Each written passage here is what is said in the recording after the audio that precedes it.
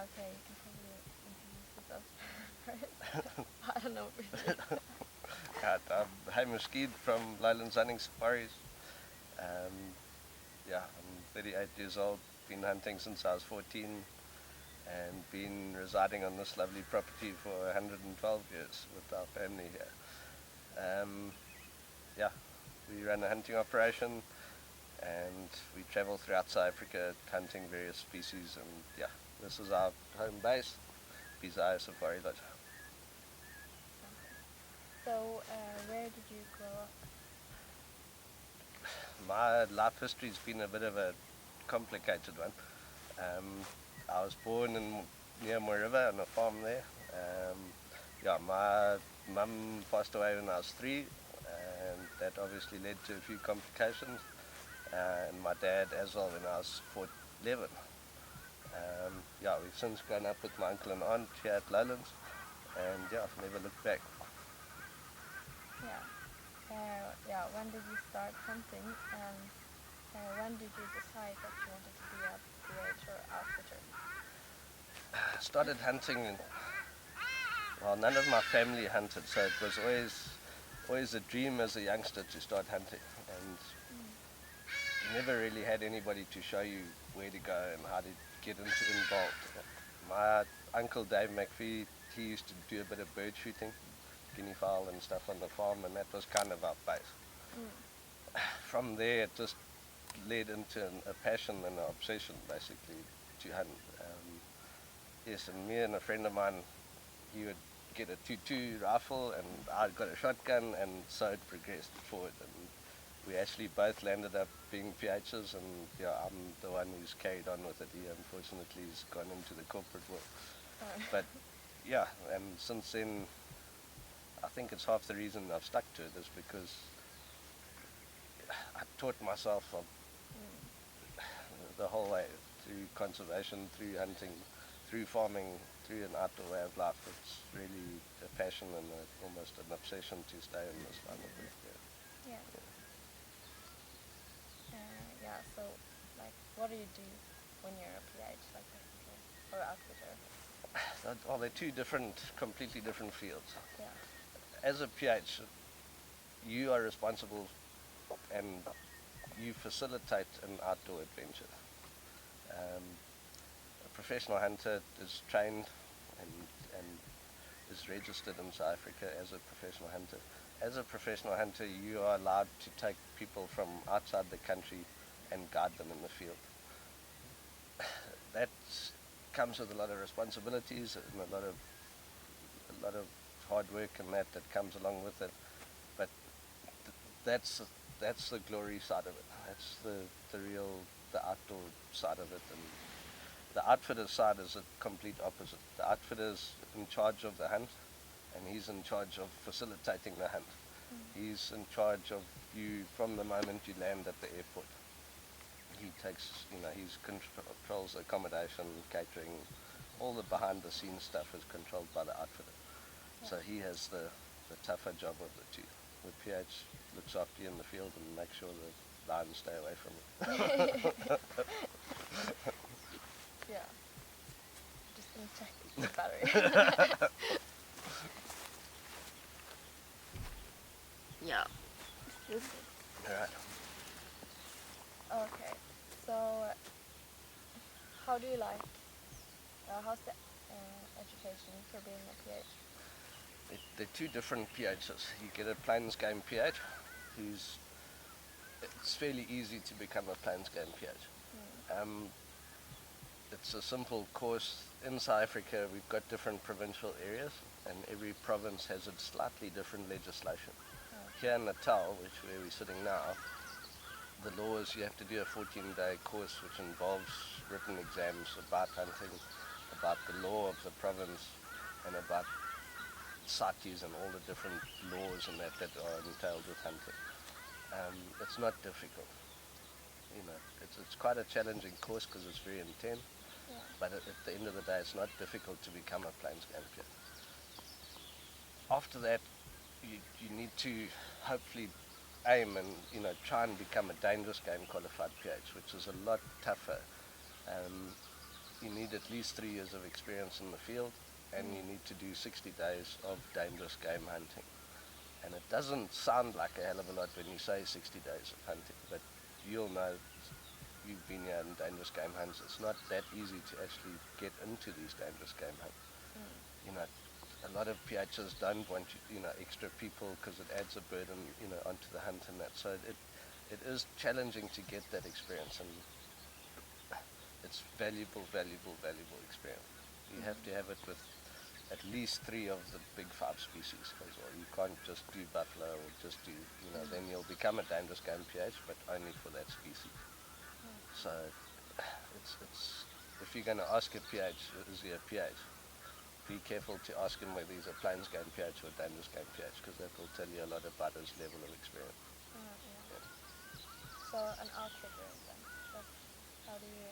An outfitter, you can become an outfitter fairly easily. Yeah. How I became an outfitter, as I was actually the youngest outfitter in Natal, in our province, and probably one of the youngest in South Africa. How I became a PH is I'm a private landowner. So they'll come and assess my facilities, your lodge, your abattoir, your salting facilities, all your facilities that will be utilized for the hunting. The KZN Wildlife Authority in this province, they came, assessed all my facilities, passed them, and then I was allowed to become an outfitter. However, as I didn't have enough experience yet, you need 3 years of experience as a PH before you can become a regional outfitter. So therefore I was an outfitter, but only for Lowlands farms. Okay. Yeah. So you don't have to go to a school? No. Courses? No. Okay. No. Basically comes down to your level of experience in the area, and they obviously they monitor you. It's a yearly certificate. It's not something that lasts you 20 years. Every year you have to renew your outfitter's license, and obviously if you're not current, if you're not doing hunts and that, they won't give you that outfitter's license. So it's something, once you have it, it has to remain current and remain in use. You can't just be an outfitter and not be actively using it. Yeah. And it's the same with a PH license. If you don't do a certain number of days over a 3-year period, you lose your license, and you then have to start from scratch again. After 3 years? After a 3-year period, your license lasts for 3 years as a professional. Okay. So how is it to work as a PH? As a PH, it's a lot of people glorify PHing, and make no mistake, it is what it is a glorified job, because you're following some of the most dangerous animals in Africa, all over Africa. But at the same time, it's probably some of the hardest work you'll do.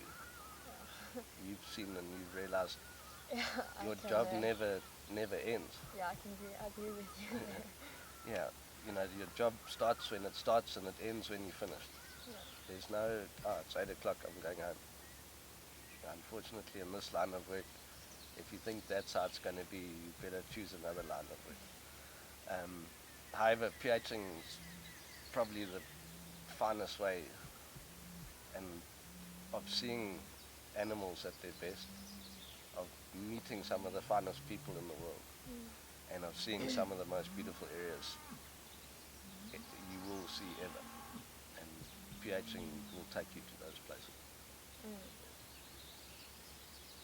So have you ever considered doing something else than PH? Well, I come from a long list of beef farmers, and my heritage goes back to being a cattle thief in Scotland many millennia ago. So I'm always under a bit of pressure from the family to go beef farming and be more active on the farming and butchery side and that. At the end of the day, I've tried it, and my passion's elsewhere, I'm afraid. At the end of the day, with a bit of a rougher upbringing, I always promise myself I'll follow my passion and do what makes me happy. Which is still help with the... Yeah, I'm still actively involved and Yeah. still, yeah, very committed to the bee farming side of this, as it's facilitated what we have. Without it, I would not have managed to get going the way I have got going. Yeah. So yeah, still actively involved. Still the first phone call when things go wrong. Yeah. So, how has it been to like have someone doing work experience with you? Oh, we actually No. do a lot of it. I take well, it's been a bit different because you've been here for a lengthy period of time. Most of the guys who come for work experience are on a shorter period of time, a week here and a week there, and Yeah. just to get a taste. Whereas I think you've been lucky in getting a very wide spectrum of what PHing and outfitting is all about. Yeah, it's been cool. I mean, I'm usually stuck on my own after every hunt, and it's been good to have someone around. Yeah, Yeah. always welcome. So has it been like hard to bring me on hunts because the other people were skeptical to it? On plains game hunt, people don't really worry about who's involved. On a dangerous game hunt, it's always difficult because, especially dealing with new people and that, you never quite know, and they don't know me, and they don't know you, so they'll show a bit of skepticism. And obviously, as a young person, you're not seen to have a level of experience yet, No. and that's because of your age. You know, that we won't never get past, I'm afraid. You'll only get past that when you get older. No matter if you had 1,000 hours or days of experience, you're not going to get past that. And it's unfortunate, but I think, on the whole, I think you got a great level of experience. Yeah. We've got different people in South Africa, as you'll have in Norway, and some are more accommodating than others, and that's the way of life, unfortunately.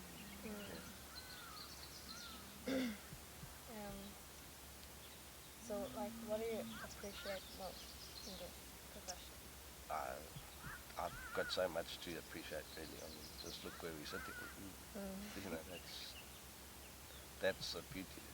Yeah. And that's what hunting does.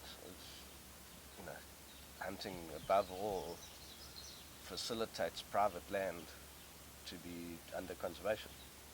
That's what hunting does.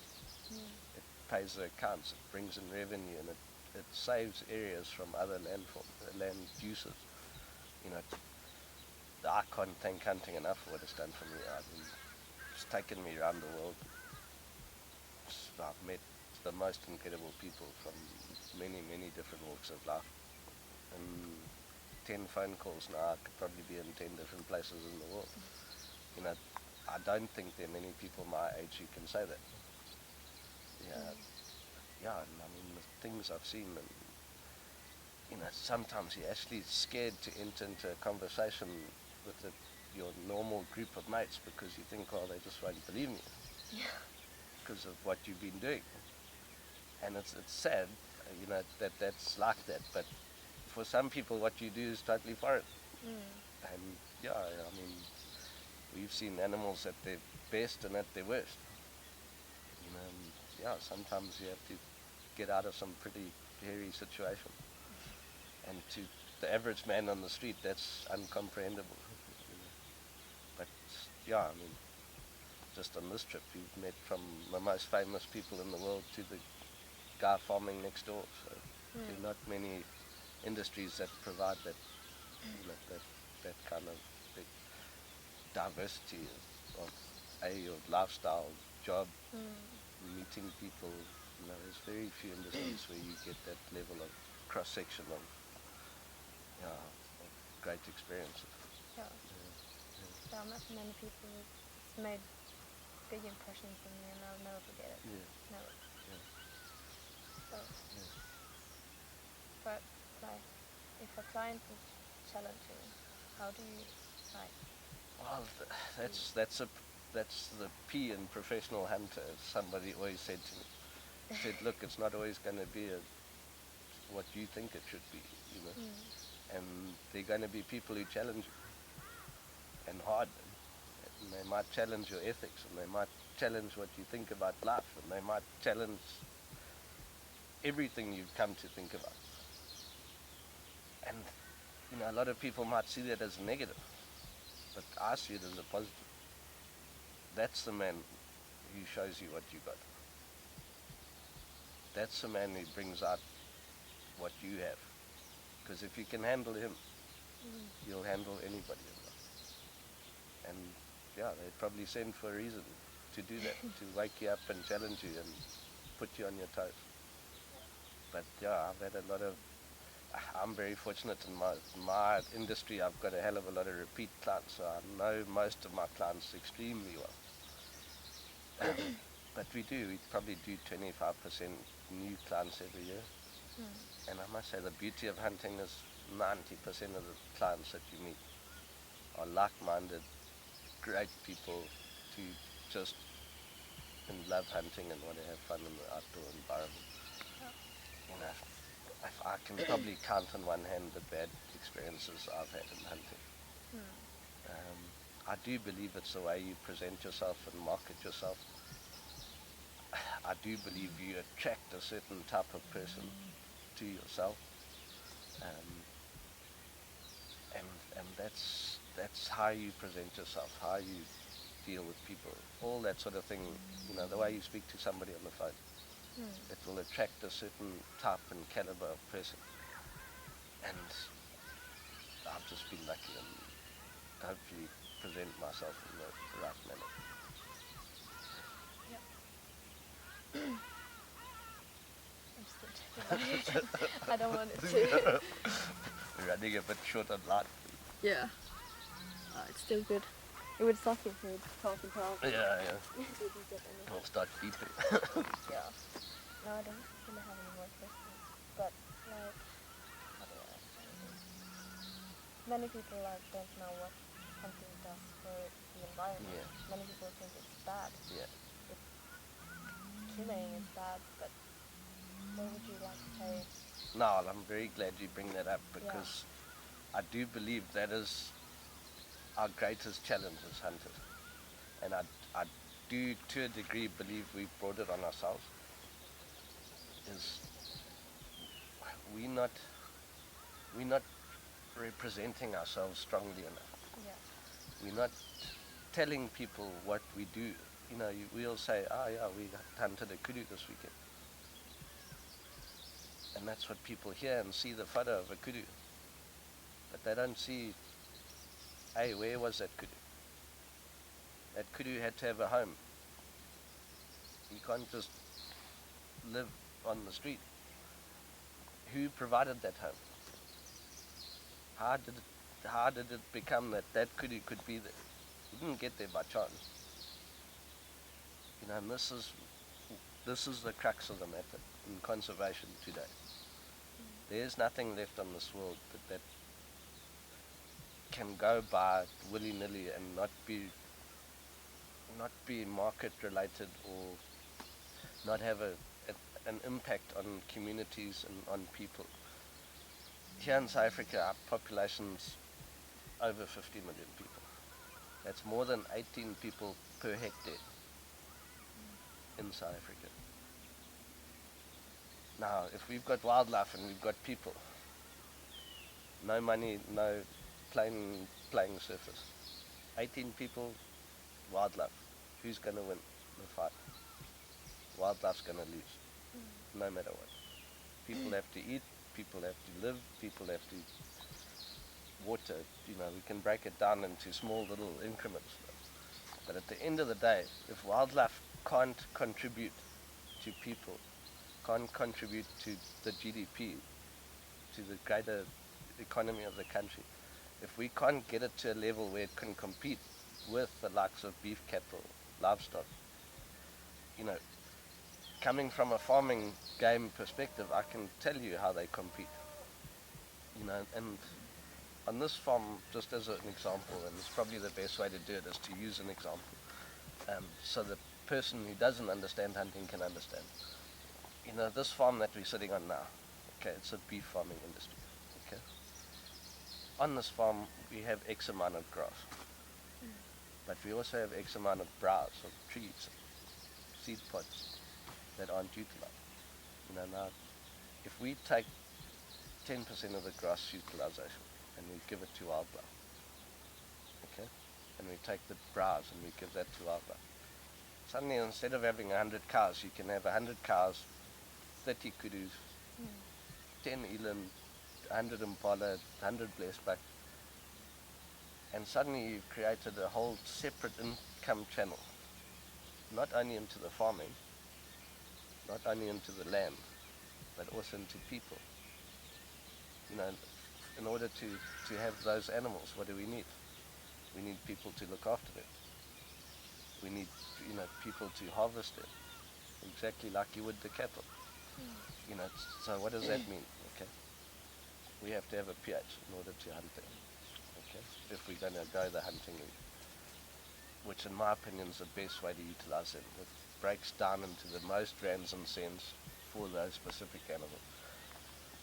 So in order to hunt them, we need a pH. Okay, what does a pH need? It needs a lodge. Okay, right. What does a lodge need?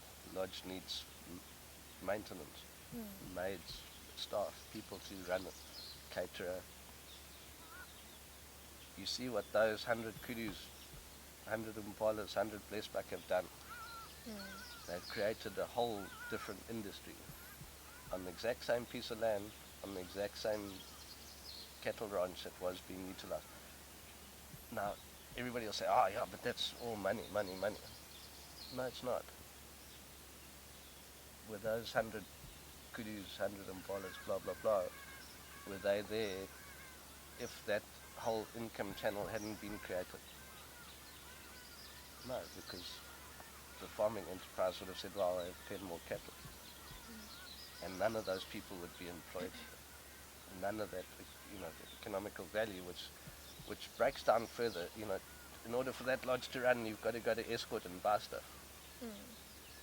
So you've got another whole different avenue that's now, you need diesel. This all filters lower down the whole time, and it might be small values, but it added up, it makes a huge impact. But at the end of the day, what does it do for conservation? There are animals on private land that are well looked after, well managed, and to me that is conservation. Not the Kruger National Park. The Kruger National Park is a wildlife reserve. That is where animals are preserved. The days of preserves are going, because yes, ecotourism, yes, all that. But how does Joe Soap on the street benefit from the Kruger National Park? Can he get a job there? Highly unlikely. Preserves minimalistic. It only has field rangers. It only has a limited amount of people to work there. And people will probably argue with me, but I've seen both. I've worked at both. Is there utilization of the natural resources in the preserve? No, because that's not the point of a preserve. A preserve is there to preserve biodiversity and to hopefully in 200 years be exactly the same as it was when it was created. It's not there to breed animals. It's not there to do that. That's not the function of a preserve. Whereas animals on private land are a renewable resource, and a resource that can be controlled and can be utilized to benefit different people. And where this has to go now is more further into communities and into creating economical benefits, whether it be meat from a carcass or money in your pocket. It needs to go one step further into the local communities and into people, that don't have the opportunities that we do. And that's the beauty of hunting. Hunting is the single biggest generator of wealth on private land, that can be filtered into other facilities and other can create other employment avenues other than the domain farming, blah blah blah. And it can run coherently, it can run alongside other industries. And that's half the reason, I started my career as a nature conservationist. I've trained as a nature conservationist, and I've worked in the Kruger Park, and I've worked for KZN Wildlife. And at the end of the day, I walked away from them for one single reason. I didn't believe they will save wildlife. And the reason I say that is, yes, they'll save the preserve. Hopefully they'll save the preserve. But what about the animals on private land? They're the ones under threat. They're the ones that face the music every day. And the only person who's going to save them is the hunter, because he's the one that has everything to lose if they're not there.